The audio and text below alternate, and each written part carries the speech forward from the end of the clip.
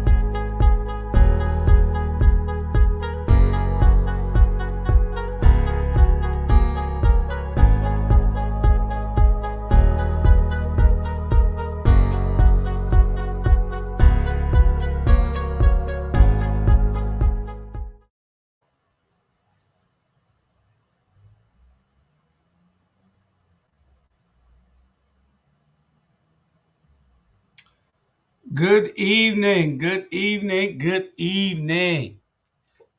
Welcome to the show. We've been having some technical difficulties. I sure hope that all my co-hosts get in because we were having some technical difficulties.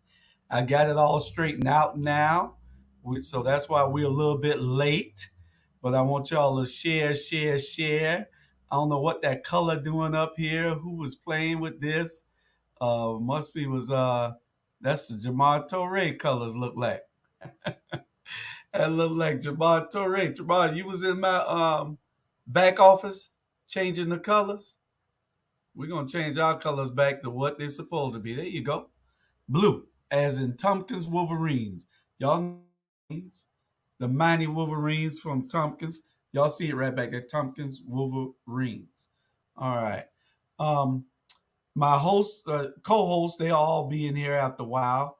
They're all a little bit late, and they'll be here after a while. We got a bunch to talk about tonight. The name of our show tonight is "The Fall of a Beauty Queen and the Rise of a Political Queen," and we're going to be talking about that tonight. As soon as the rest of them get on here, I will start the show off.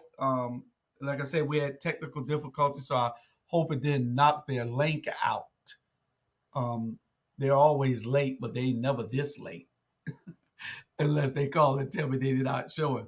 But at any rate, I'll be able to do the whole show by myself. It don't make no difference. Y'all don't want to hear me all day. What's up, Malvise? What's happening? All right, we're going to need you, Malvise. We got this run coming. We got a run coming. Good evening, Dr. Betty Jones. Y'all make sure that y'all share, because we got some hot information tonight. Y'all make sure. I'm going to go ahead and give y'all a treat, since y'all are the first two here, and well, it's more than y'all watching. Y'all the first two commented. There's 7 people watching. Was at one time. So what we'll do is I want to give y'all a preview for our new promotional. Here's Dr. Torre. He came in. And he the reason we had technical difficulties because he ran his show over tonight. And his show ran a little later than what it was supposed to run. But anyway, I want to give y'all a sneak peek of our promotional video. This is a rough draft of it. We're gonna update it a little bit later on, but these are our shows. People don't know that we have this many shows. I'm gonna play it now. I'm gonna probably play it in the middle, and I'll probably play it at the end. It's about how long? Minute 30 seconds. About a minute and 30 seconds. My young producers over there, engineers, telling me.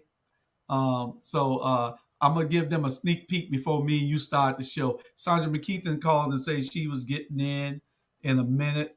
I told y'all that we because of the difficulties, I don't know what happened. But I'm gonna give y'all a sneak peek of the promo that we'll be airing over the next few weeks. All right, you ready, Dr. Torre? Yes, sir. All right, here we go.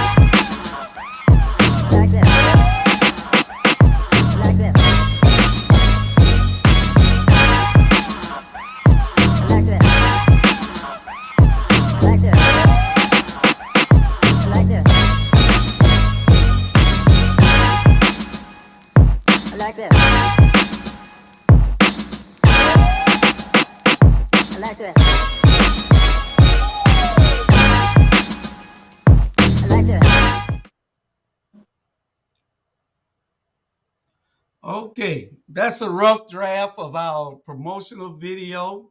How you like it, Dr. Torre? I like it. I like it.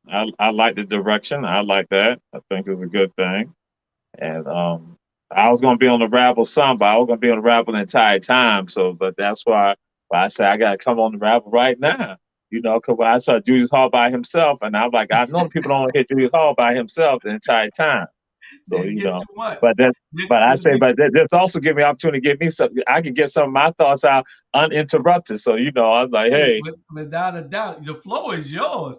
I mean, we can start the lightning round when they come, but if you got thoughts that you want to dispense to the people, then hey, I by mean, all means, give it to us. I mean, we can start with some of the stuff in the lightning round, but Oh, okay. I'm going to say with regard to the beauty queen, and I want to talk the beauty queen. Now, and this is not to take away because of my experience has been that I've been engaged in mental health work for, I have to say, like for some 20 years. So I understand. So that's 2 decades. I understand that. I understand the trauma and I understand the issues. But then also, and I have to go and say that, and people saying that the, the, the, the concern with regard to that and saying that Black people don't go and get mental health work. Black people do get mental health treatment, but sometimes it's self-medicated. That is that they have to use the things that's in their environment because sometimes they have issues with regard to having the access. Because again, what we look at on the political front, that when you have people limiting funding and support for people that can get granted aid with regard to getting mental health treatment, so people try to make it seem like Black folks don't try to go and get that. I'm like, that's not the narrative that we need to always be promoting. And many times people promote that solely, like Black folks are not trying to get aid. People don't want to get aid. I'm going to say this: being in that profession for some 2 decades, I've seen where, especially with the community service boards, the predominant numbers of people getting this treatment and a lot of these facilities are Black folks, especially in urban areas. There's Black folks the ones who are getting the treatment, and they're making money off of them. It's just that sometimes they get thwarted. But then also saying, look, at some of us, we get caught up into some other things with regards to how we need to live our life. And one thing that's going to share with that, what Wesley shared on Run Tell, that freedom is a lifestyle. And that for many of us, we're not free because we are so caught up into the world of other people. You have to begin being secure in yourself with regards to that. And that sometimes we tend to ignore those people who are trying to give us those seeds. And I know that why they are ignored at times is based on the fact that we have stuff bombarded at us on a constant basis, misinformation constantly hitting us. But I tell folks, what we do have free reign or free thought with regards to being able to make some decisions. And so some people, they don't like that. And I'm like saying, like we need to assess some of this right here. We need to assess the environments that people are in. And sometimes we look just at that individual and we throw that sympathy out there for that. And I'm like saying, no, we need to look at the environments, because sometimes we need to correct the environments, and that the environments are crippling the people. Okay. We got a mental health expert coming on at about 8 something. When we get to that topic, he has a show here, Two Therapists and the Mic, 2 doctors out of Atlanta. And their show is on this platform. And Dr. Harrison Davis will be joining us about 8 something to a little later, 8:15 or so, to talk about that. Yes, sir. But I think it's just the stigma in the Black community that if you ask for help, then people will look at you in a different way. And we all need help sometimes. Some of us just fight through it, like you said, and we treat ourselves. And sometimes we can pray through it, and sometimes you got people that'll help you through it, and sometimes you just got to get help. Because somebody that'll listen and let you talk and be able to, a lot of people will probably like medication, but any kind of help you get is better than no help at all. Right. And see, a part of it is, and I throw out the folks that again, we put the burden on the individual, make it seem like it's the individual, it's their fault that they don't want to get help. What sometimes it comes down to, they don't necessarily know that. So they need the resources, they need the institutions or the agencies or departments or the people out there who have the information, that let it be known. This is what you can go and do. But sometimes I have to go and say, how many times do we see these groups coming to us and letting us know that with some of the wealthy folks, their physician is the one not telling them, like, we need to get you into this program right here. Their physicians are telling them that. But in some of our cases, we don't have physicians telling our people that. We don't have counselors doing it. We have school counselors who are going to tell some of them that, hey, this is what you need to get. But then instead, we don't get that. So I'm like, because I'm constantly out there saying, you cannot put the ball solely on the victims. And that's why I hear so often with Black folks that we constantly put it on us. The burden is on us that we're the ones not doing. I'm like saying, people telling us about that. I have to go and say, I didn't necessarily know what Thailand's really was about. I could hear about Thailand's, but I didn't know. And so nobody really made me clear for me to clearly understand, saying this is what I'm supposed to do. Maybe I might have been ignored it, but I'm just throwing it out there saying that the burden cannot be solely on that person saying that they did not get it. And that sometimes with some people, they use the alcohol, they use the drugs to not self-medicate because, again, they don't have people around them in the environment, the people who should be responsible. What about that school counselor? They're more focused on some other things and not focusing with regards to that child who is experiencing some trauma. And so then they make some excuses with regards to why they can't do certain things. And I'm like saying, wait a minute. Have you done all that you can with regards to making sure that person is in a position? So I just want folks to understand on the Rabble, who are listening and looking at the Rabble, that you understand that do not always put the burden on Black folks saying Black folks do not want to get. I counter it with regards to say that did people not Black folks know that this was accessible to them? In some cases, some people not feel all personal, get personal about it and say, yeah, I'll be doing. I'm saying, even myself, 20 years of this right here, I know for a fact some people did not know about some programs that possibly could have helped them. I know that.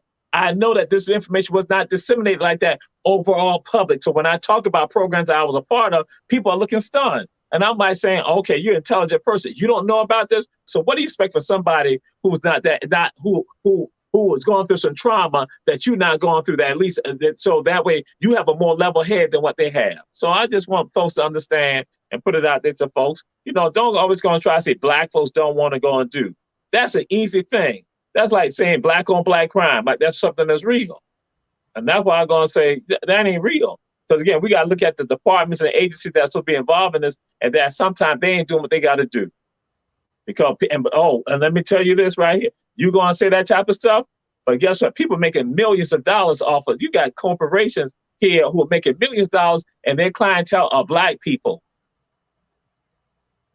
in the mental health field. I'm just saying the mental health field. Some of them shouldn't be getting money at all, and that's why I've shared this long ago. Someone just getting the money, ain't providing the services. And Rich, I'm going to share this with y'all. I had some of my folks going to discuss with me how counselors are like this. They talking, should be getting therapy, and the counselors are sleeping on them. Wow. And a lot of the trauma that is going to be coming up with the people, the younger people nowadays, has to do with our first subject on the lightning round. Okay. And that first subject is school shootings. You had 2 police officers get killed at university in Virginia.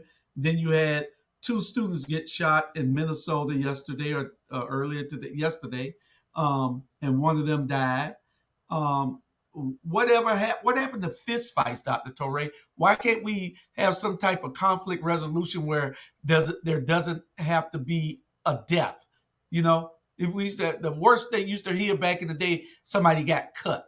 That was the worst. You get beat and dragged, but the worst you used to have was a cut.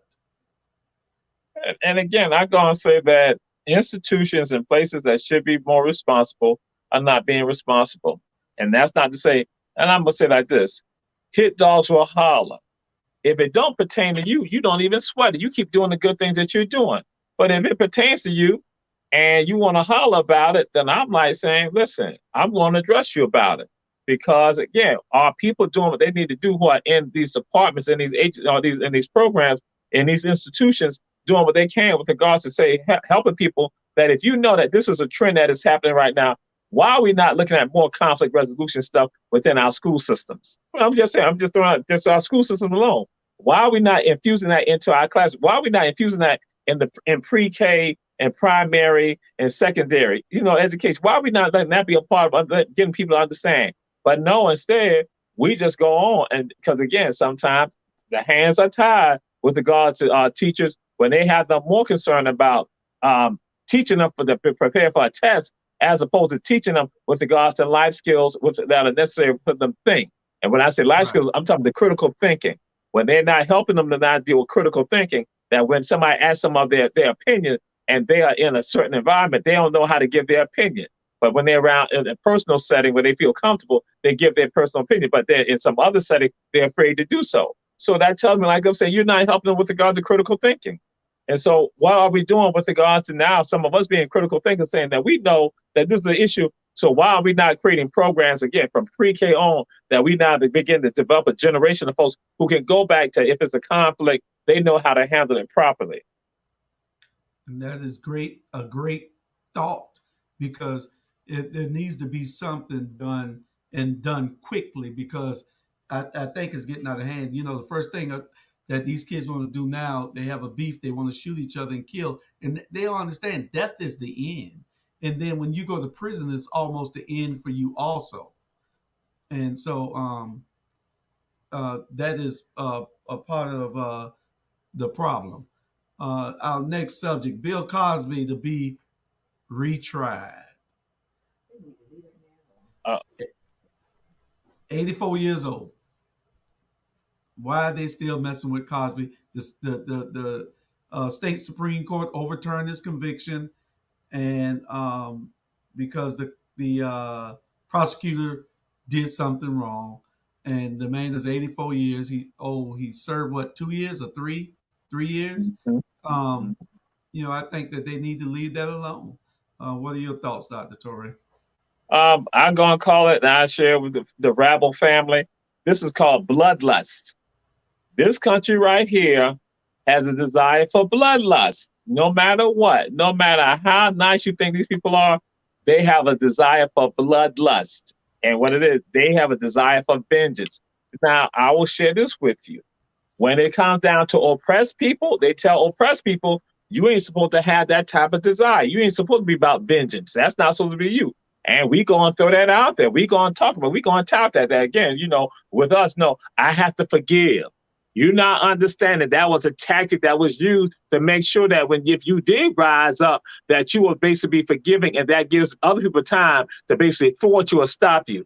But now for other people, when they have positions of power, they have privilege, guess what? They are absolutely about bloodlust. And that's what this is. This is about legal, judicial, criminal justice bloodlust. This is a part of. Now, I'm not discounting the treatment that occurred, but as you're saying, like, hey, wait a minute, why we, it is about bloodlust. We like vengeance.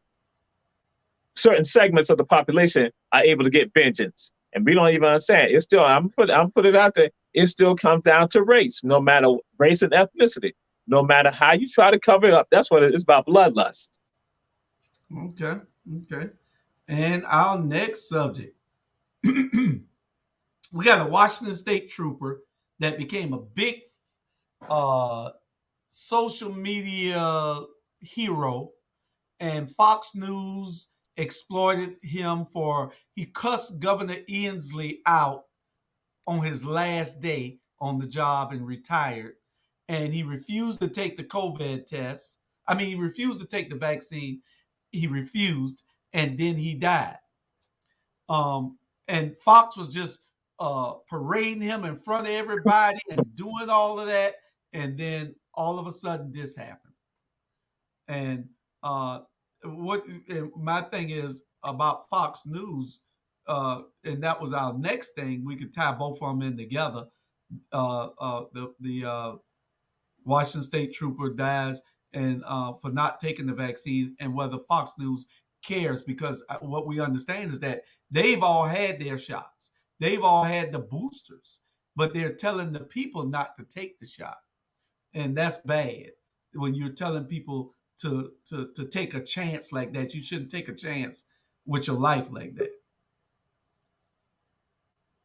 So, and some people are upset that the fact that they've been playing his video and discussing why he was not going to take it and why he was upset. And but other people say that they say, but listen, the man has died, and y'all still have used his video.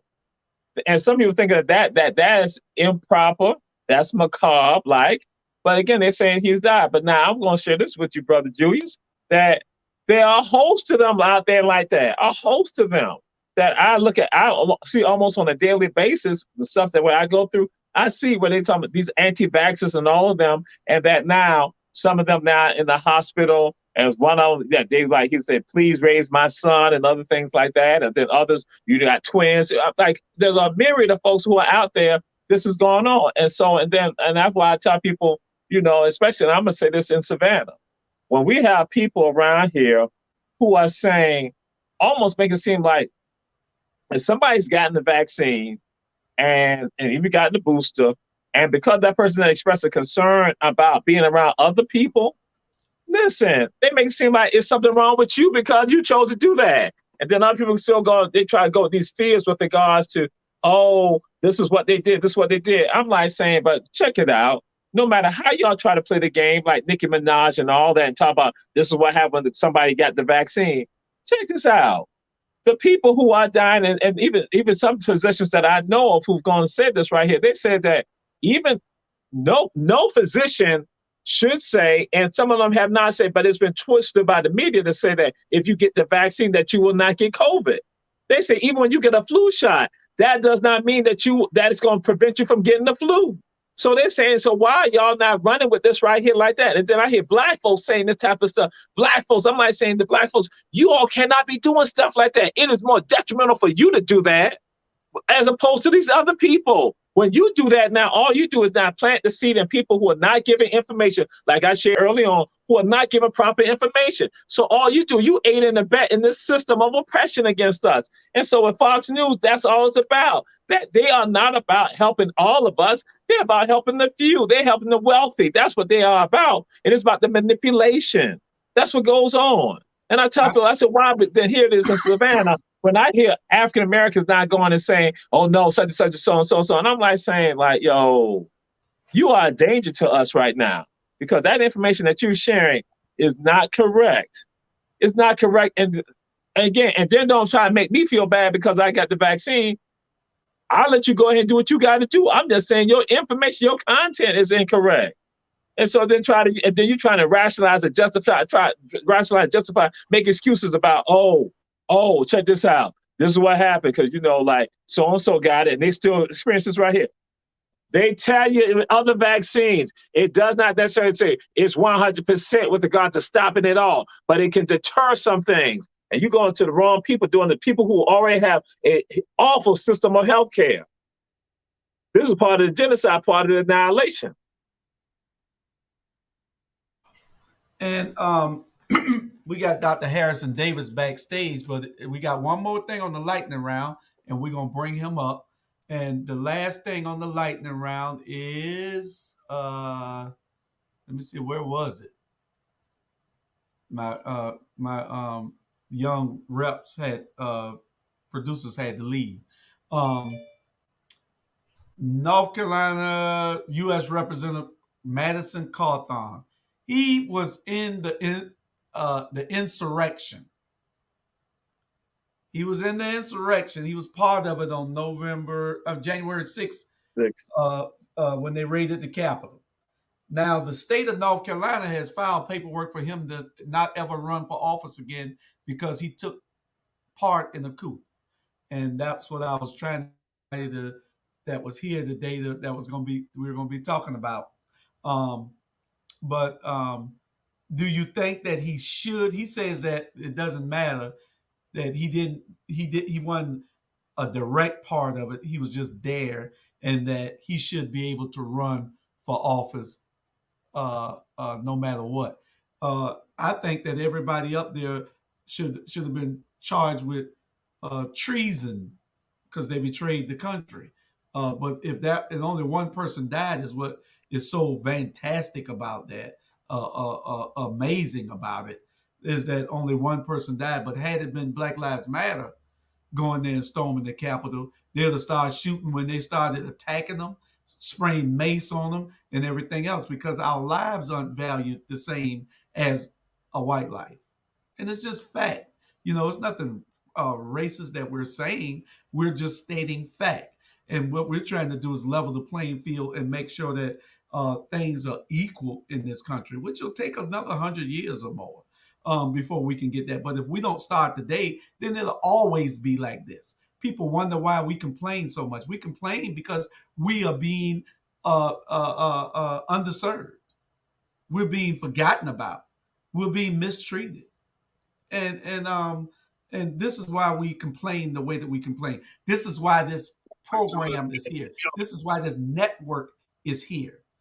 So if go ahead and talk about this for a few minutes, Dr. Torre, and before we get to Dr. Harrison, so we'll probably jump subjects and go to the death of a beauty queen.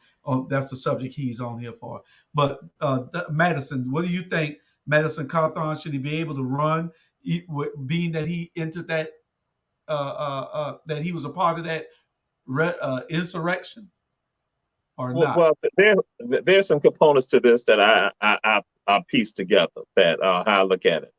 One, just as you shared, if this was say involving Black Lives Matter, not just Black Lives Matter, if it was any movement involving African people and oppressed people being involved in it, they were going to say that it was sedition or treason, and they'll still be clamoring about why we were wrong about this, and then basically talk about what we need to leave the country and try to put us out the country and other stuff like that, since that's how we feel. That would be a part of that would be a part of the song that they will be singing.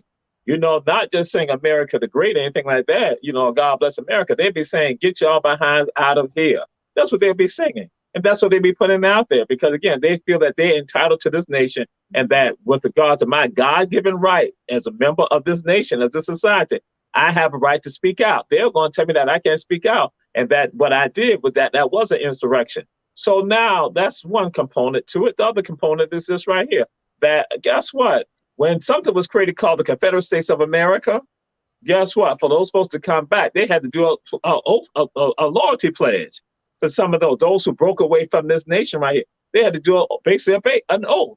I was going to say that this person, again, right there, an elected official, that again should not be allowed. And that again, that person then broke their oath with regard to this nation right here. They did not, they are not a part of this nation. They are treasonous.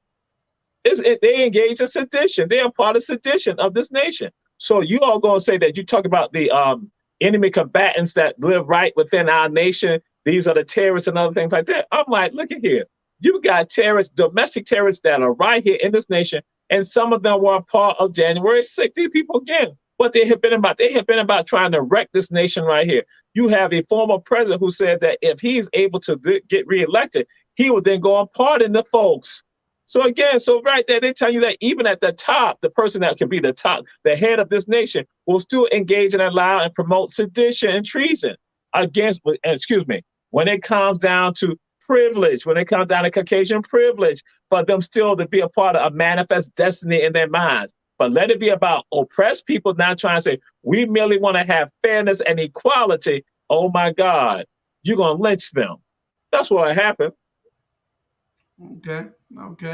Well, we're going to go to our third subject and skip the first two. We'll come back to the first two after we get Dr. Harrison Davis on, and we're going to go down to our third subject, and that is death of a Black beauty queen. Dr. Davis, do you want to join us now, sir? Come on in. Oh, you came in the other way. You came in through the link. I did. Can you hear me? Oh, okay. Yeah, we hear you fine, sir. Good. How are you guys doing? All excellent. Right. Dr. Torre, I don't know whether you met Dr. Davis before. This is my first time. Yes. He has a show on ATR called Two Therapists and a Mic. That's correct. You want to tell us about your show, and then we're going to talk a few minutes about mental health in our community. Absolutely. Yeah, I could talk about mental health in Black folks all night long, so you might have to stop me. But Two Therapists and a Microphone is a show about not only mental health, emotional health, but overall well-being, social issues, financial issues, emotional issues. And we'd like to target the Black community. You have myself and my co-host, Dr. Kesha Dickerson. We're two licensed psychotherapists where we talk about relevant topics that are impactful within the Black community. And, you know, there's a lot of shows out there that have people offering advice. And what we just like to say to people is, why don't you get advice or some guidance from someone who is trained, licensed, and experienced to give you some credible advice designed to help you to figure some things out. So that's what we're here to do. We're here to educate and raise some awareness about some issues within the Black community. And we're on every Thursday night at 7:30 p.m. And how long you on for? We're 30 minutes right now. It's a 30-minute show.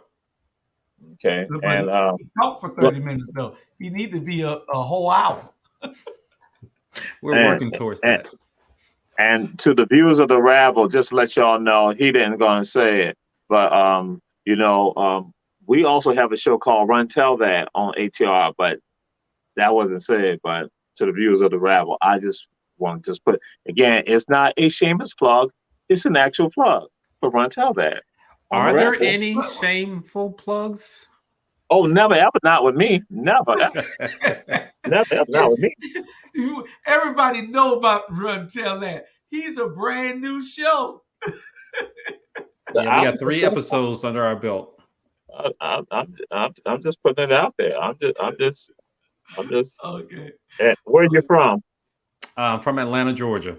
Not, you see from Atlanta. Are you from Lithonia or are you from Atlanta? Southwest Atlanta, Swats. Okay.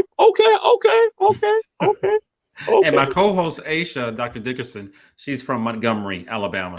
Okay. All right. You can vote in the election. That's right. Okay. Yeah. Because they be straight from Roswell, from Alpharetta. I'm from Atlanta. I was like, cut that out. You're not from Atlanta. Well, it's the Metro Atlanta. We claim all the people. Oh. No.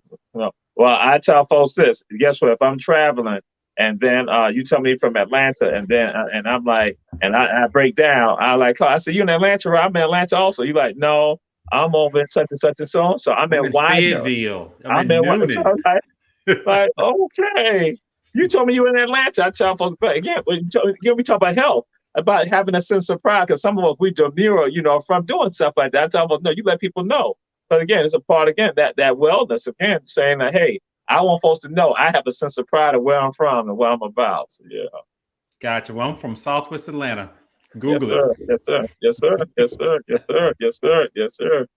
Piedmont Rebellion, all that. Yes, sir. Okay. Well, Doctor,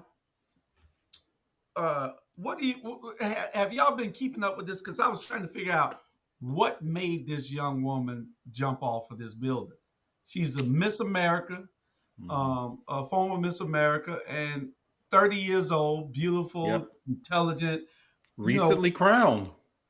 Yeah. So what made her? And this is what when you dead, you're gone, I guess because people just go through things. Those voices be talking to you, and people don't think that that's true. Voices talking my head sometimes.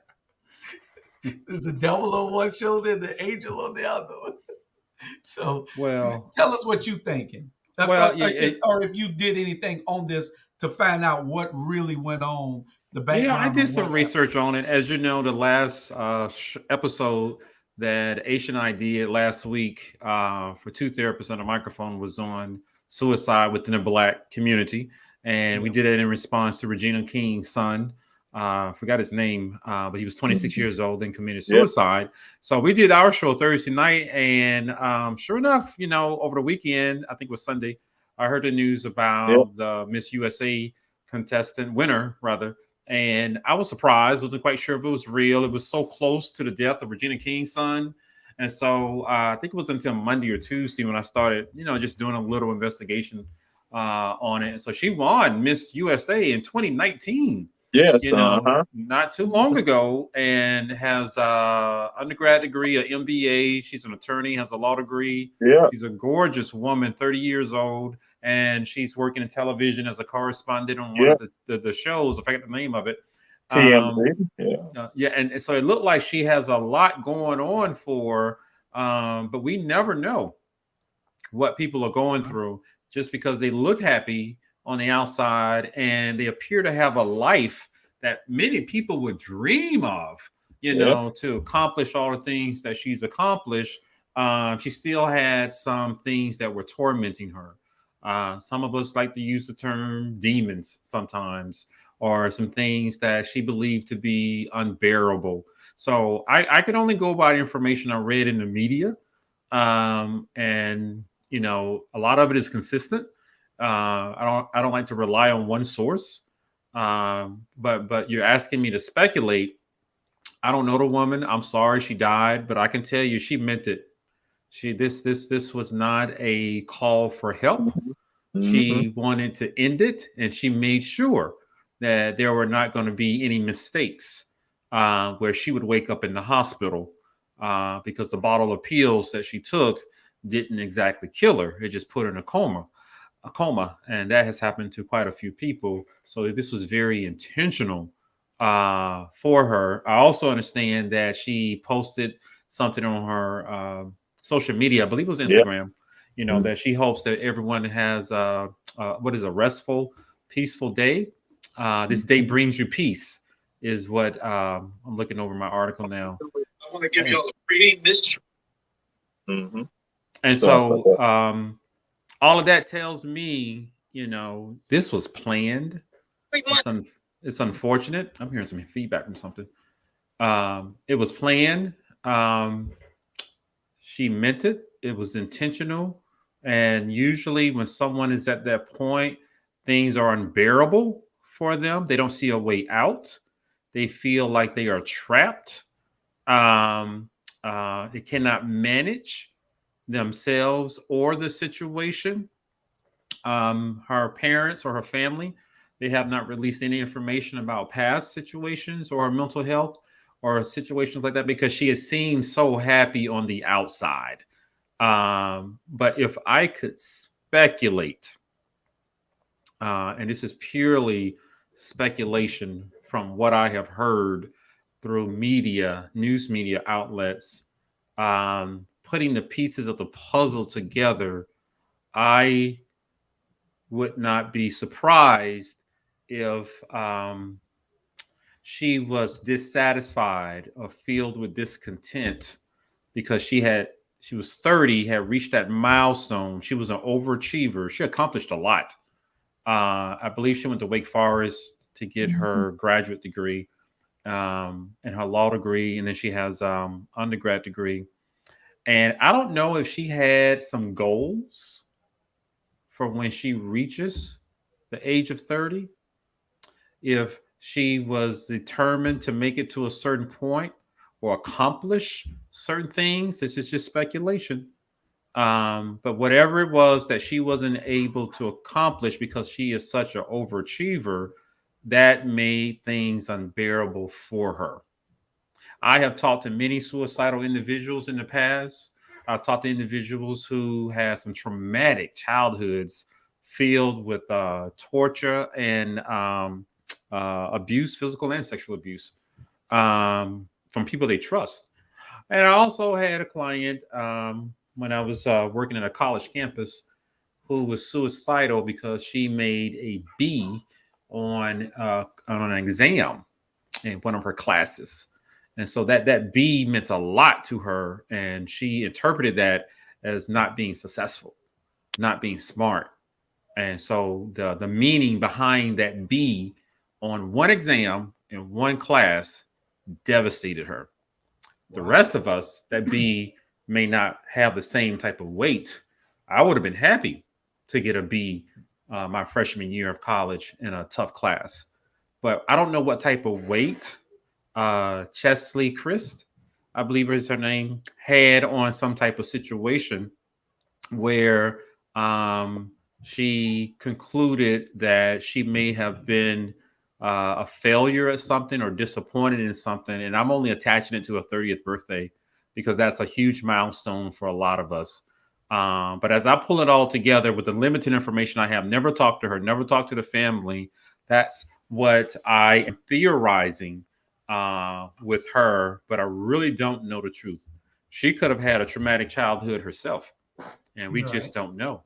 She could have been involved in drugs or has severe pathology. We don't know. She looked good on the outside. She seemed to have a wonderful life with a lot of things ahead of her. But even with that on the inside, she was unhappy. And she decided not to send a warning, but to end everything. And she made sure that it was not going to be an accident. So that's my take on it. You know, it is what it is. I could be completely wrong about everything, but as I pull it together, that's what came up. And that's part of what a lot of people say when they say, I don't look like what I've been through or what I'm going through. Gotcha. And sometimes you can't see the scars. Reach out and ask for help. We got that show. It's every Thursday at 7:30. It's 30 minutes long now. So I guess when y'all start calling in and with these mental health questions on Thursday at 7:30, he'll extend it to 8:30, because at 8:30 this Thursday, Dr. Torre will be hosting the Ebony Sports Reporters, and we're gonna have fun with that Thursday at 8:30. But if you extend it to 8:30, you just got to get out of there by 8:25 so that he can start on time. Because he will tell me that he's the little brother show again. But on a serious note, we want people to, even if you know somebody who's going through that, don't take it as a joke. It's serious. People are crying out for help, and they show you signs sometimes. They do. And you just got to direct them to that help. You got to hold them, because you don't want to bury them. You want to hold them and not lower them, because you lowering them in that grave. You want to hold them up so that they can get that help. And you might be the one that can turn that person's life around, because when you're gone, you are gone. Ain't no absolutely coming back. You're gone. So with it, I just want to give everybody the suicide hotline number. That phone number is 1-800-273-8255. That's 800-273-8255. And the Okay. thing, Well, what I will throw out the folks is that, and just like what you were saying, that it was about finality. What she did was an act of finality. It Yes. just is absolutely No coming back. that's right. Bam. I like finality, and But then for say that. her, that was a better place than where she was Saturday afternoon. So she then said, "I leave everything to my mother." So Yep. I'm like, okay, you leave everything to your mother, and that there's act of finality right here. And that again, like, and that's what my thing is like, to understand what is the background, what's the backstory, because there's a backstory there. There's a backstory that again, on the surface, we don't have a clue, and Yep. that's why I want to see people that begin. Let's now find out what the backstory. If people can, if people will want to relinquish the privilege of not disclosing. That again, what is the backstory? Because what happens now too, that becomes something for someone else who is in a similar situation, or they think they're in a similar situation. That I have all this right here, but I'm not happy right now, and so I'm going to do an act of finality also. So I say, Yeah. okay, so now that's not the trend for us to engage and to follow, because again, there may be something else that you might say, oh, wait a minute, that's what was going on with her. That's what occurred with her. Okay, I might Yeah. need to rethink some of this, that, even if not even with regard to saying committed suicide, but then about the wellness aspect, that some of us still feeling dissatisfied, that we have a home, we have a vehicle, we have income, we're able to take care of ourselves, we're able to have food, we able to still, we're able to live. But some of us still not satisfied with regard to that, because now, my house is not as nice as so-and-so house, but here it is, you're making the payments, you're not struggling, anything like that financially, but you're secure. If you want to take a vacation, you're able to take a vacation. You might not be able to go, say, to Spain or go to Dakar, Senegal, but you can go to, let's say, Miami, or you can go to Charleston. You're able to still go and enjoy aspects of life. But with other people, we're not so caught up, because again, my car is not like I don't have a Tesla. I don't have a Tesla. I just got me, I got me a little Prism, but but it's functioning. And Yeah. so that's what, so some of us, they're not being satisfied. Yeah, but you know what I found out years ago? I've been doing counseling and psychotherapy for 24 years now. Even rich people with everything get depressed. They get suicidal. As I also believe the same thing that you just expressed. You have everything you need. Have a wonderful family. I talked about Regina King and her son. She loved her son. She took him to the war show with her. She Yeah. talked about him, and it appears as though, and I believe he grew up in a very loving, warm, supportive environment, and yet I believe he still suffered from depression, intense depression, and some unmanageable suicidal thoughts. So I like to tell people sometimes, over the years, some of the happiest people I've met have been people who were low income. Mm-hmm. They were just, some people use the term poor. They were just happy to pay that rent. They didn't have to worry about anything. They didn't care for all those other luxuries that the rest of us get upset about sometimes.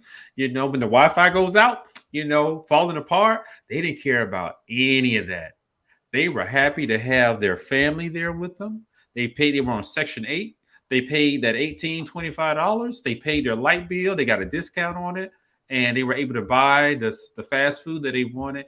They were happy because they didn't have all that other stuff to worry about. Yet I have met those people who I would categorize as wealthy, and they were really extremely dissatisfied with who they were and their situation. So we never know what people are going through, but I can also tell you a concern that I have, and it may be unfounded. There have been other suicides in the past, other celebrities. I think I read Dak Prescott, his brother, died from suicide back in 2020 during the pandemic, and we just didn't hear about it. But now that we have these 2 back-to-back suicides within the Black community from celebrities or people who are related to celebrities, I'm hoping that it doesn't send a signal Yes. to other people who may be struggling with some type of issue, Yes. and they've been able to manage their suicidal thoughts Yeah. in the past, but these 2 Yeah. acts will signal to them to go Yes. ahead and do it. Mhm. Excuse me. To go ahead and act on it. So that was a first thought that I had actually when I heard that the beauty queen Cheslie Kryst had died from suicide. It's like, wow, Yep. it's so close to the last. It's literally 7 days Yep. later, a weekend later. So I hope this doesn't send a trend to people within the Black community. I know the family is grieving and they have to go take care of their baby girl. You know, they got to make funeral arrangements. This is nothing that they planned. But at some time in the future, it would be helpful to, like you said, I think it's Issa. It's Issa. For us to know the backstory and the circumstances, to share that information so that other people who are going through the same thing can seek help. But that may not be a priority right now for the grieving family. They got to bury their baby girl, you know, and so, but in the future, I hope that someone can talk about what she went through, and also Regina King's son. I'm still unclear about that situation, but it could, if they can release some of that information with the effort of trying to help people, that might be great. But I don't want other people to do this because now they can see it as a sign. They're so close to it, but they never did it, and then they say, "Oh, they did it," you know. So it's okay. That's it. Exactly. That's it. And we're not having those conversations. And see, some people think that you're lacking some empathy, and I'm like, no. What we're looking at is that we're trying to thwart someone else who may not be in a similar situation, but they think that they are, and so they now go and do that. We're like saying, no, that there are resources, there are things out there need the help. But I want to go to something what you're saying, some of the happiest people. And I had a person say this to me. The person said that they used to say about themselves that they were not a materialistic person, but they had been around me, and they started saying, like, you know what? You know, compared to you, I am materialistic, because there's some things like I'm one of those people. Like, hey, I'm not sweating certain things. You know, I got a house. You know, I'm able to go ahead and pay. You know, this for me to stay in the house. I'm able to get to certain places, you know, because again, and that comes down with regards, I tell people, there's a phrase I use, being secure in self. When you're secure in self, then there's some things that other people not come at and they're so concerned about that you're not sweating that right there. If I know that I got me some shoes, then it may not be, it's not necessarily some Jordans or some Kobe's, but guess what? I like the shoes that I got. and I'm able to look, and I think I look good in the shoes that I got. So I'm not sweating that. So again, I don't have to validate myself with other people, and I don't have to validate myself with accoutrements. I don't have to validate myself with regards to items. I'm secure in myself. So yes, I may not have Gucci jeans, but guess what? I got me some Walmart jeans, you know, the George brand, and I'm happy with those right there. And that's why we have to work with regards to that. We have to get to that point. Many of us, and so what happens sometimes, even wealthy people sometimes now will dominate and bully people psychologically to make them feel, because they're not feeling good in themselves. They're not going to bully somebody else to make it seem like they're less of because they don't have it. But really, they're not happy with themselves with regard to this. I agree with that. So think about the food show critic Anthony Bourdain. Yes. You have to look up his name. Yeah, he killed himself in 2018. He seemed to have it all too. I used to watch the show. Able to travel. That's right. He could travel and appeared to have all the luxuries that many of us wish we had, or the ease to travel that he did, and still he was unhappy. So you know, just to back up my earlier statement, sometimes I don't know if materialistic items or your economy can bring you the happiness that you want. If you're truly miserable and dealing with intense depression and some anxiety, money can do very little for that. And like I saw it said also, I know some people who were very happy. They were poor. I wouldn't want to be poor like them, to be honest with you. But they were happy. They were happy. It was a simple life. You know, they rode the bus to go to work, and they got just the necessities that they needed. They went back home, and they were cool. They were good. Whereas other people with more resources are sometimes overreacting to some of our first world problems that are out there and trying to pay for things just to keep up with everybody else, you know, and that can cause some financial stress. But those are my thoughts about her. Dr. Davis, I don't know whether you got time, but I got one other subject. I'm good. I'm at home. Okay, I got one other subject that I'd like you to stay on with, because all my hosts, they evidently when we had the technical problem, they didn't get the link, so I haven't had a chance to look at my phone to see where they're at. But so I got time to pick your brain on this other subject. I'm gonna skip over one subject and get to this one. Okay. Black History Month. Hallelujah. Black History Month. I got two guys on here. I want the thoughts from the two doctors here, because it's 28 days long enough. And the other question I want both of y'all to answer is, with the Republicans thinking the way they're thinking with CRT, the critical race theory, will they be trying to outlaw Black History Month also? Is it going to make their kids feel uncomfortable also?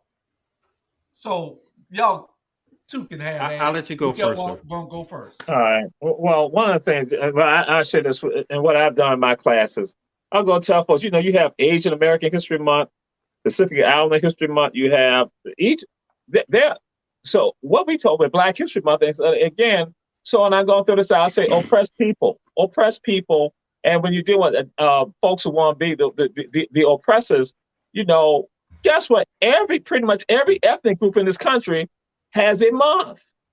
You got Jewish American History Month, and when it comes down to Latino, you got June, and you also got September, October. That again, I'm trying to remember. Yeah, I think it's June or May, but then also September, October for Hispanic heritage. So everyone has it. So it's not like it's something that's unique to Black people with regard to this, that we go and understand that, okay, all ethnic groups have a month. So that's not something that I would be afraid of. But I go and say, pop culture people caught into pop culture, they'll run with that type of stuff, or propaganda. They'll run with that stuff saying, oh my God. Now, even when it comes down to why do we have, because what's the origins of it? Carter G. Woodson, he basically said, listen, we're going to have Negro History Week. Why is that? Because Lincoln is born in this week, and also Frederick Douglass. It's not based on the fact that February was the shortest month of the year.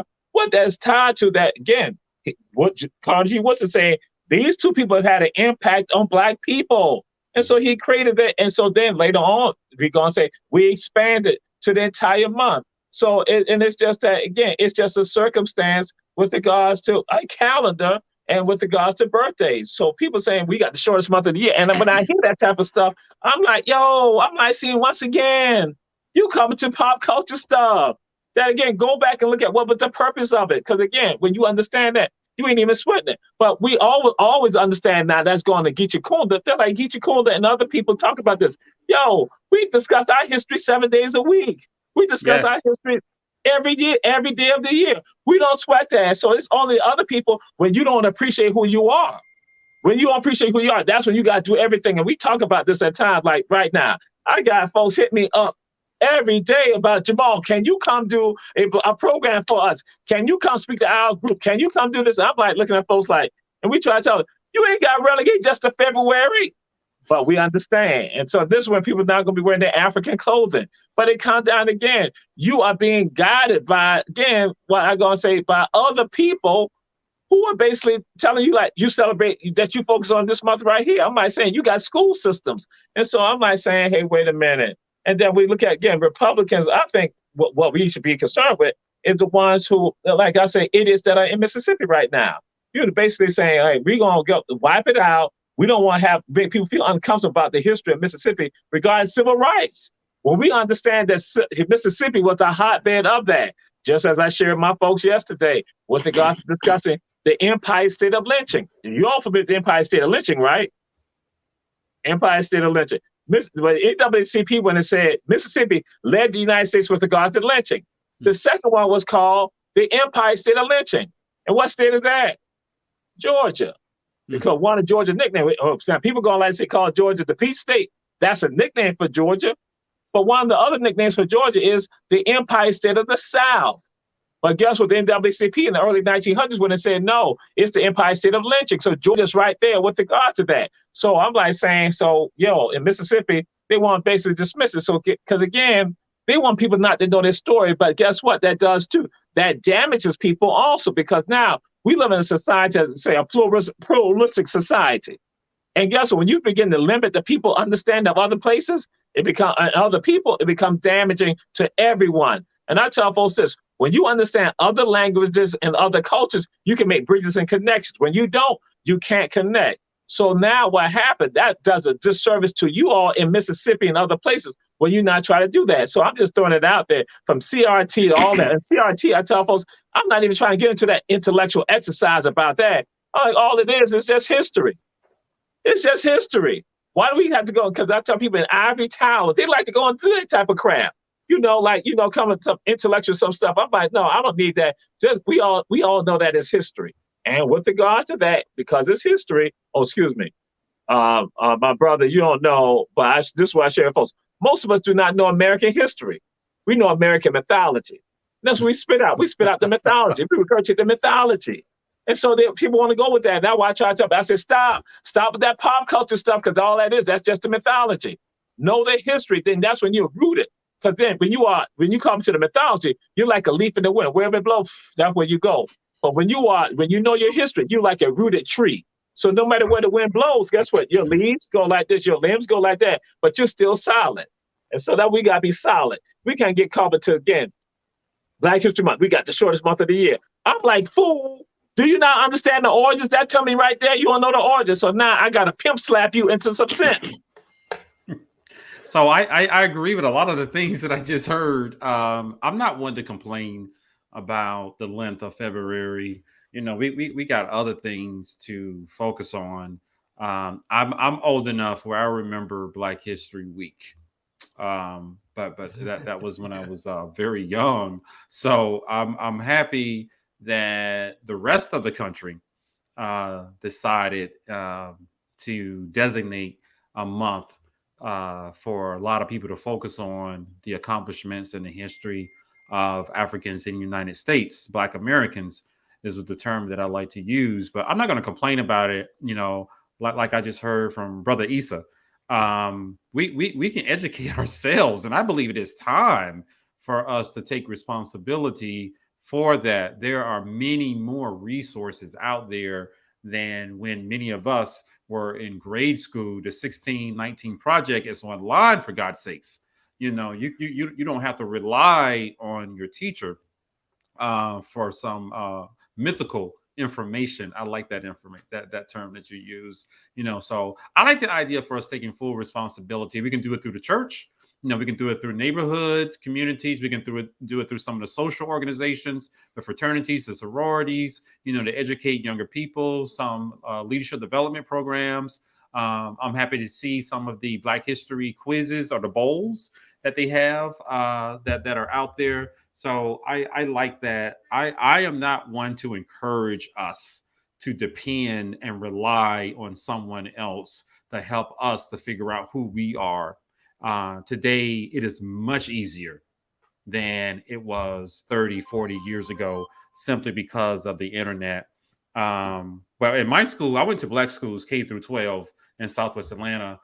Shout out to Frederick Douglass High School in Atlanta and LP Miles Elementary School in Southwest Atlanta. I was taught about Black history. I knew what happened. They told us the truth. I don't remember it exactly being inside the textbooks, but my teachers taught us about it. I remember doing projects about it in the 3rd grade, giving a speech about Martin Luther King. I remember in a play for the 2nd grade, I portrayed Abraham Lincoln, and it was all about the Emancipation Proclamation. So I had that luxury of people providing it to me, and we didn't have the internet. Now, for a lot of kids who are not attending predominantly Black elementary and high schools, there are other resources out there.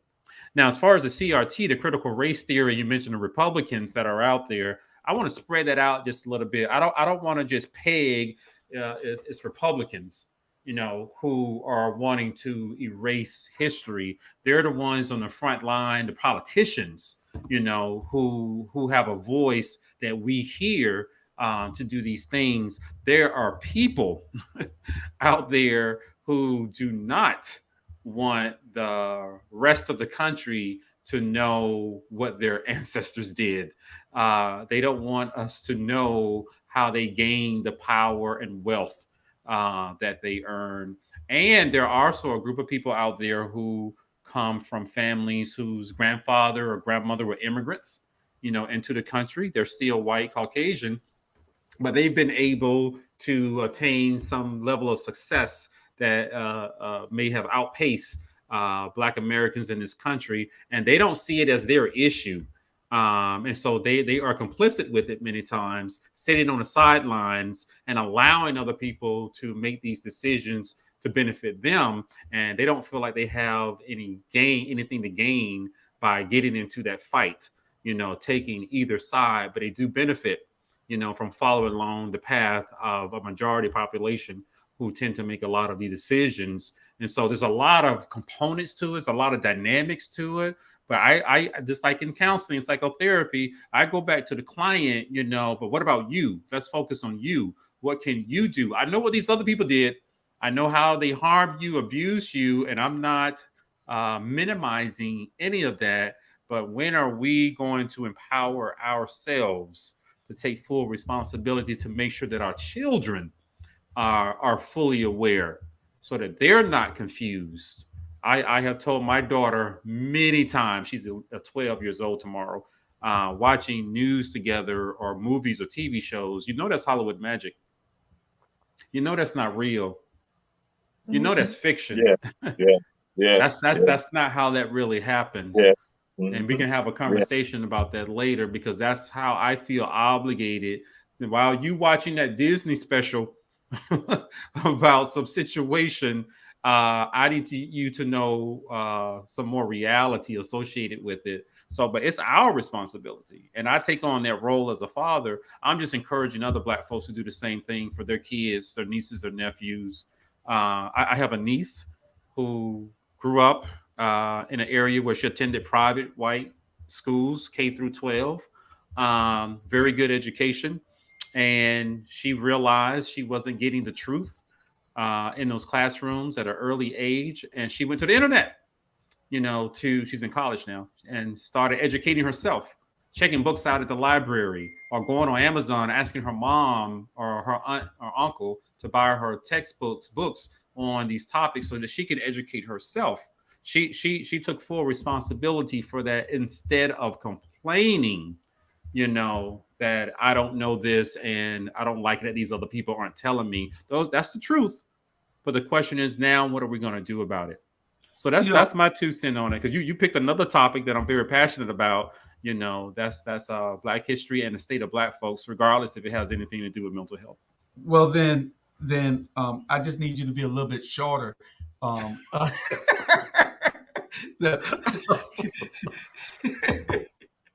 What, Jamal? What? I'm gonna need to sign out. I'm gonna need to sign out. Okay. It's 8:30. Is the show over? I wanted to make sure. What did you think? You can answer this before you go about Whoopi Goldberg. Whoopi Goldberg was suspended by ABC for saying that the Holocaust was not about race. Now, here you have her just saying that and them suspending her from her job for saying that. And you got, it's all kind of, it's in our psyche that that's just messing me up, that she could be suspended for that. Here it is, Brian Flores trying to get a job in the NFL, so he has to sue the NFL to try to make them do the right thing. Used to be 8 Black coaches out of 32. Now it's only 1. Then you got Ted Cruz saying all kind of ridiculous things about why Biden shouldn't appoint a Black woman to the Supreme Court. So it's a bunch of things while and like we started the show, this is why we complain. This is why we fight the way that we fight. This is why our advocacy is so important, because of these things. And if we don't stand up together and fight, they will not respect us one by one. We have to be in numbers. I agree. That's the only thing that they respect is large numbers. And so y'all can take it. Jamal, you go before. Let Jamal go before you so that he can go, because he said he had to leave. What is interesting is that with regard to Whoopi, and Whoopi made the statement, and basically it was just like that. It was just no reaction. But what happened? There was a clamor. So folks started saying that wait a minute, they're not taking any action against her, and they began to push that. This was about a push, because initially they were like nothing was being done. They were like, she's their favorite. She's their favorite. And so that's what they were throwing out there. They said that this is an insult that she was not addressed with regard to this. Now, just to let you all know something, a lot of people don't realize that there are African people that were in some of those concentration camps also. Also, that the Nazis had something called, I want to say, it was called like Office 13, which they were addressing the Rhineland bastards, as the people were called. They were called Rhineland bastards. They had a program that they were to sterilize African people that were in Germany. So that, again, when we talk about the Holocaust, that we're looking at, again, African people being involved in it also. So, but we just going to focus on Caucasian Jews, European Jews, and that, but not looking at the fullness of it all. And so it's just like, hey, I said to myself, I said, this goes to show you the power of Caucasian Jews. And that, but then now, when people try to make it seem like that Jews are not, they're not Caucasian, I'm like, they are. So stop that. Again, logically, that's incorrect. But that goes to show you that what privilege does, because they still have privilege. They have the power to still evoke, some responses from people at times. Whereas what you're saying, Julius, is that, hey, guess what? For Black folks, we don't have privilege like that. We don't have power like that, because, again, a myriad of things come along with us to make us stop coming together or not functioning together. Because we have people working together, but not functioning together with a common voice when it comes down to disrespecting our culture, our history, and who we are as a people. That, again, it continue to aid and abet in a system of oppression. Harrison. Thank you for that. I'll keep it short, because you told me to keep it short. So the angle that I want to take it from, it sounds like, Whoopi Goldberg made some statements about the Holocaust that just were not factual, about Jews and the Holocaust, which surprised me with her last name being Goldberg. I just want to throw that out there. But it sounds like a group of people decided to cancel Whoopi. Now, I have heard a lot of rhetoric about people upset that Black folks in particular are trying to cancel people, when they say something that we don't like, that disrespects us. And now we have a little power with Black Twitter, social media, and then we can influence other people to take action against that person. And I hear all these other people complaining about it, and they criticizing, the cancel culture, and they're connecting it with Black Lives Matter. Now that supports the theory I had originally, when I thought the original people who were canceled, other people happened to be white people, and they will make sure to shut down somebody who was Black and they were doing something they didn't like. The Defamation League, which is a wonderful organization, and I wish we had something that was similar to that. Haven't they been canceling people for decades? That's right. Anti-Semitic statements, they will target them and go after them strong. But yet when we do it, or attempt to do it, we are criticized.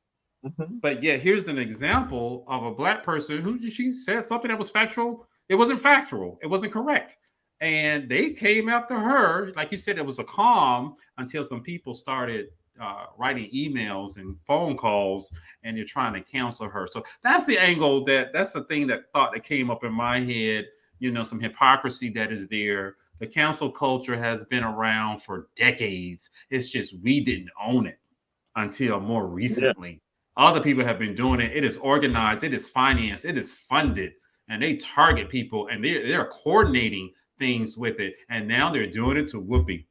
Now, she said it, you got to deal with it now. She's going to come back. She's only suspended, but I just think it's hypocritical for people to attack us when we attempt to do the same thing. We deserve to try to counsel you if you say something repeatedly, publicly that disrespects us, and try to put us into a place that we don't belong. That's my thought about it. Ted Cruz? Shouldn't we be canceling Ted Cruz? No, he's a politician, though. He's elected to office. If I were in Texas, I would be promoting to vote for someone besides Ted Cruz. He has a number of issues wrapped around his fat belly, and this is just one of them. So I don't believe in voting for demons who are out there to make our life tough. And he happens to be one of those individuals that I would put into that category. Dr. Torre, this is the question before you leave. And my phone might die, so yeah. And plus, I gotta get ready This. We'll probably touch on it tomorrow on the Sports Reporters, but the Denver Broncos are for sale. They're not hiring black coaches. They're not doing no black owners. Should a group of people like Jay-Z, Michael Jordan, Puff Daddy, all these rich people, Tyler Perry, Oprah Winfrey, Steve Smith, the richest black man in America, in the world, in America, Steve Smith, I think his name is Smith, right? Robert Smith. Robert Smith, yeah, the billionaire, worth $7 billion. Should they all get together and buy the Denver Broncos? They don't have to get together. Oprah can buy that on her own. Jay-Z and Beyonce can buy the Broncos on their own. Michael Jordan owns part of the Charlotte Bobcats. In my understanding, Jay-Z has some ownership within the Brooklyn Nets. Yeah. So, I don't know if they're interested in it. Well, what has been said is that Robert Smith, again, what has been said, that Robert Smith is a part of the group that will seek to purchase the Denver Broncos. That's what has been said. Now, whether whether that has some real traction, that remains to be seen. But my thing also is that, if anything, what should really be happening, black folks should be boycotting the NFL. That's what should be happening. That way we talk this type of stuff. So we like saying, like, hey, wait a minute. We see the inequities, what's going on. We should be having the same campaign to boycott the NFL. Guess what? If we're going to say that in unison, and especially then when you have maybe some of the athletes who also want to not be a part of it, but then that's when now we engage in fear. We have a lot of fear. Some of us have a lot of fear. We pass on that fear. We send that fear to generations of us. And so I'm like saying, no, that what should happen, like we got to go do that for us to try and have some equality. Because what some people do go and say, those billionaires, they hire people who like them, and they're comfortable with that. So, but also what the issue that we talk about on the political front too is that you have black folks who sit at the table, but they don't create policies to help the black community. So that's when we got to have folks out there who are committed to this. And so what will be shocking to them if you have a unified effort across this country where black folks going, this is something I thought about earlier today, if black folks going to say, we're going to boycott the NFL. Yeah. There'll be buffers that are going to make excuses about why we should not do it. But then if you're going to start saying that, because what was a part of the success of civil rights movement in Savannah was that we had said, hit them in their pockets, hit them economically. That's why Savannah was able to be desegregated before any other city in the state of Georgia. Because for 18 months, people boycotted downtown Savannah. So that's why I keep saying, like, we got the traditions with us in Baltimore. Before you have the situation in Greensboro, North Carolina, they did it in Baltimore. It was the students at Morgan State who boycotted downtown business in Baltimore. And that made the businesses there going to say, we will desegregate, we allow black folks to not be shopping here freely. So that's all we got to do. It's the economics. But if you want somebody to become put together and go purchase the Denver Broncos, that's fine. But then that might be one team. And it depends on how they're going to sit at the table and what they're going to say at the table. Because again, but like I said, my phone is about to die and I need to get ready for my classes on tomorrow. That's why I be trying to tell y'all.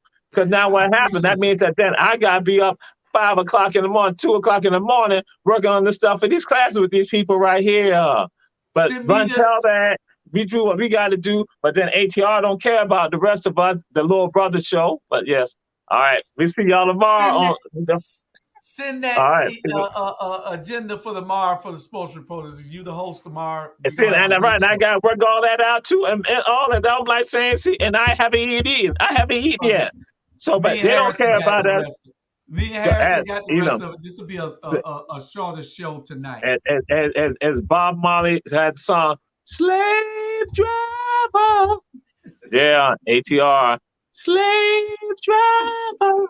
It's in your contract. Yeah, and I got it right here too. I got it right here. My brother, I'm gonna tell you, make sure you keep your contract around. You have to put your contract out on them. The ATR. Right. I got it. Peace and blessings. All right.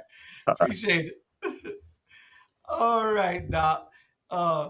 We got about 8 minutes, and we're gonna talk about the what I want to do while you're sitting there. We got 8 minutes. I want to take a minute and a half of it and play the promo that we have. I want everybody to share this promo. It'll be on my page tomorrow, hopefully. We still got work to do with some more of it, some more of the shows, and they'll be added later on. So y'all just pay attention to it. We're trying to promote the platform. A lot of people think it's just 1 or 2 shows with the Rabble, Run Tell That, and Kesha Gibson-Carter, but it's a bunch of shows. It's over 20 shows, 18 that we're currently airing, with another 3 that are affiliate shows, and we're coming at it to real hard with a whole lot of information. So y'all watch this promo.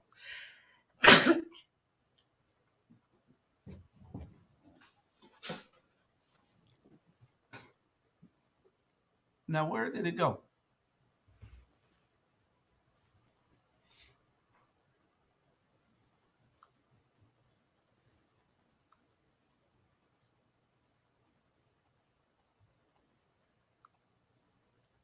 I will play it right now because it got caught up. I don't know. I tell you, we've been having difficulties all night long. Okay. So here it is now, our promo. Okay.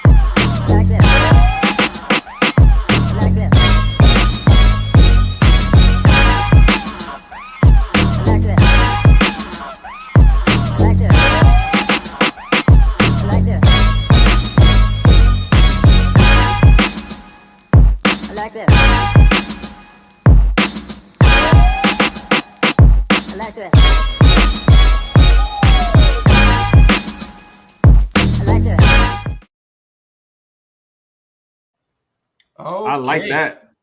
Okay, I'm still working on it. I just want people to see that we have a bunch of stuff, a bunch of information. We got everything from health to sports to we got religion and business coming up. We got real estate coming up. Those weren't even on there just now. Black history, little known Black history facts. We got everything coming. And so y'all just pay attention to it. We're growing and we're doing a whole bunch of things. It takes time to get to where we want to get, and but we're going to get there. And y'all just stay supportive of the platform, and we'll get that information out. Once I see something that I know our community needs, then it's incumbent upon me to make sure that our community gets those things. Every day, we try to put on something. I think we'll top out probably at 4 times 7 is 28. The most that I'll be able to probably do is about 28 shows. We're at 18 with 4 or 5 in the works, so we'll have over 20 21 to 24 shows before the month is out, I hope. Because we got 2 more starting, one on the 9th, one on the 13th. They were on there already. And then we have all those shows that are in development now. So y'all just stay tuned. We are trying to take the nation by storm. I don't think there's nobody out there with this type of platform that we're doing on this level. It might be somebody out there with 1 or 2 shows, but I haven't seen them doing it on this particular level. So somebody will see us after a while, and we'll get to where we need to be, and get to the next level so that we can do this all over the country, California, New York, Texas. Even though we got hosts in California and in Texas, we don't have none in New York. We got them in Charlotte, Florida, South Carolina, Georgia. I think that's it. But and Alabama, I think. One in Alabama. But we want to make sure that we're covering everything for our community, that the information is out there, because we don't get it from the mainstream media the way that we should be getting it. They might do a story on us for 1 minute about something good and 10 minutes about something bad, and then they'll spend the next 5 minutes on an injured dog. I have nothing against dogs. I'm not a dog lover, but I don't have anything against dogs. But you can't spend 5 minutes on a dog and 1 minute on a man. It's not, doesn't equate to fairness. So y'all share that. Y'all let people know that the shows that we have, y'all look for once y'all see it on the commercial, y'all see the commercial out there, that promo ad, please share it for us so everybody can see it. And we got the great Charlie Brown on there somewhere on the end. So tell the people about your show one more time. We got a few minutes left, and tell them all about your show. And I'm gonna take the last minute and talk about the rise of a black queen, which was part 2 of this show. Gotcha. So I'll keep it quick. I'm Dr. Harrison Davis, and I'm a co-host for a show, Two Therapists and a Microphone, with my co-host, Dr. Kesha Dickerson, on Thursday nights at 7:30 p.m. And we talk about not only mental health, emotional health, but general wellness, social issues that are primarily affecting the Black community. We're here to provide some education, some awareness, and answer some of your questions about your situations, your dilemmas, to provide you with some guidance from some people who are licensed therapists, educated, trained, and experienced, to give you some beneficial information designed to help you out. So see us on Thursday nights, 7:30 p.m. That's Two Therapists and a Microphone, with my co-host, Dr. Kesha Dickerson. Look like somebody's trying to draft you to come be on this show. Well, all my hosts, one is in Phoenix in a basketball tournament. One must have got stuck in traffic because she was on the way and called me and said she'll be late. I don't know where Tiffany at today. And Robert has taken a couple of weeks off to handle some business. So, okay. So that was left me and Dr. Torre. He had just before my show came on. And so he saw me there waiting on them to come in. He usually on there every week with us because his perspective from the way that he gives it to our community is so needed. And like Jackson John said, he's talking about we need to keep, what he said first was, you need to keep Dr. Harris Davis on the show. Harrison Davis. Well, I got to do another show. and say he's an interesting man. He really knowledgeable. You need to keep him on the show because I like him personally myself. Dr. Davis needs to stay on the show. Oh Lord, he watch him on Thursday at 7:30 every Thursday at 7:30. Dr. Davis, Harrison Davis will be there to give you all the information on his show. Two therapists and a microphone out of Atlanta, Georgia. Him and Dr. Aisha Richardson. Dickerson. Dickerson. I don't know where I get Richardson from. So y'all saw the promo. We're going to take up the second part of that on Saturday. But what I meant to download, it was two real quick commercials for Alderwoman Kesha Gibson-Carter, who is the mayoral candidate. We're going to have our own Kesha. Y'all had y'all's in Atlanta. We're going to have our Kesha here. So okay. we already got our Kesha, but we're going to have mayor. Rise of the Keshas. Yeah. And so they're very much alike. Both are very smart, bright women. And we're going to see what we can do about getting her in this position so we can turn the city around. But we'll talk about that more on Saturday. Is the rise of a Black political queen, just like we had the death of a Black beauty queen. And that was the name of the show for today. And my crew didn't get in because I know you don't know her, so I don't want to sit here and I was going to let them talk about it, so you don't know her, so I'll just wait until Saturday and bring it on the watchdogs. But other than that, we want everybody to pay attention to all the shows. I'm going to close with the one more time with that video. Dr. Davis, I appreciate you coming out. Y'all watch his show tomorrow night, 7:30. He'll probably be going from 7:30 to 8. He'll probably end up doing 7:30 to 8:30 because y'all saw that he could talk. And we had two great subjects that he is comfortable talking about, and very intelligently he brought those subjects to life for us. So we appreciate you coming out, and we thank you, and we'll see you tomorrow at 7:30. 7:30 tomorrow night. Two therapists and a mic, and I'm going to take y'all out with one more time with that promo video, and then we're going to end it there. Y'all share.